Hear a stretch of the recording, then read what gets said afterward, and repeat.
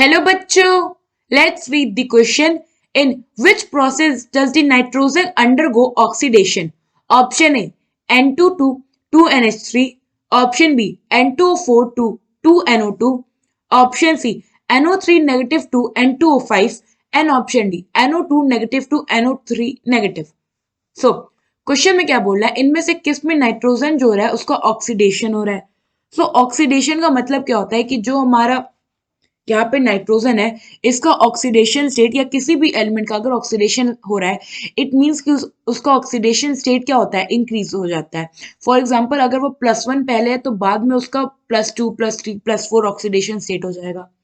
Now हम क्या करते हैं, एक एक करके अपने सारे रिएक्शन में देखते हैं क्या नाइट्रोजन का ऑक्सीडेशन स्टेट है. तो सबसे पहले हम पे था N2 और ये क्या हुआ है, N2 जो है ये कन्वर्ट हो रहा है 2NH3 में, 2 मोल्स ऑफ NH3. नाउ अगर आप देखो N2 में ये है हमारा जीरो ऑक्सीडेशन स्टेट में, क्योंकि ये क्या अपने एलिमेंटल फॉर्म में है. NH3 में ईच हाइड्रोजन पे होगा +1 चार्ज.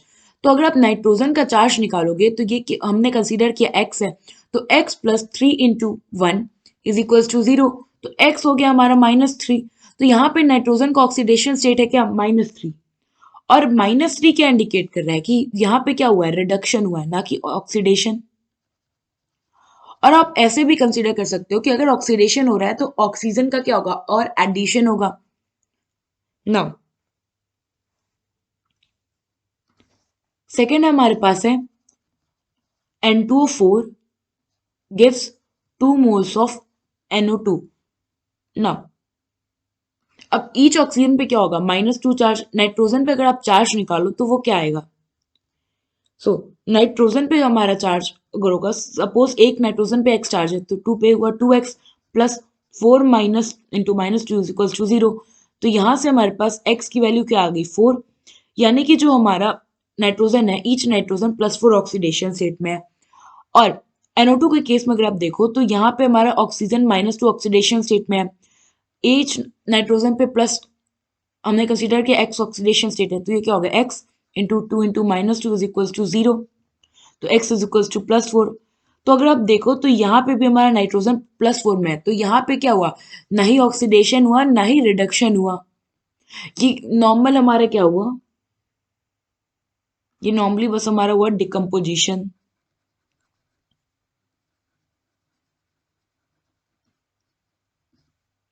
डिकम्पोजिशन काइंड ऑफ हुआ. ना थर्ड हमारे पास है NO3 नेगेटिव टू N2O5. ना यहाँ पे क्या होगा, जो हमारा NO3 है अगर हम इसका ऑक्सीडेशन स्टेट निकाले तो हमने कंसीडर किया नाइट्रोजन पे x चार्ज एंड हमारा ईच ऑक्सीजन पे होता है -2 चार्ज. तो ये क्या होगा, x plus -2 into 3 times is equals to -1, क्योंकि ये एक एनायन है और टोटल जो एनायन पे चार्ज है वो क्या है, -1 है. ये हो गया -2 ऑन ईच ऑक्सीजन. तो यहाँ से हमारे पास x की वैल्यू क्या आई, -1 +6 इक्वल्स टू 5 + 5. यानी कि नाइट्रोजन जो है वो +5 ऑक्सीडेशन स्टेट में है. नाउ अगर हमारा नाइट्रोजन +5 ऑक्सीडेशन स्टेट में है और हमें पता है कि जो हमारे ग्रुप 15 एलिमेंट्स हैं इनमें जो +5 ऑक्सीडेशन स्टेट है ये मोस्ट स्टेबल होता है, तो अब इस कंपाउंड का फर्दर ऑक्सीडेशन हो ही नहीं सकता. सो ये हमारा क्या हो जाएगा, नो फर्दर ऑक्सीडेशन पॉसिबल.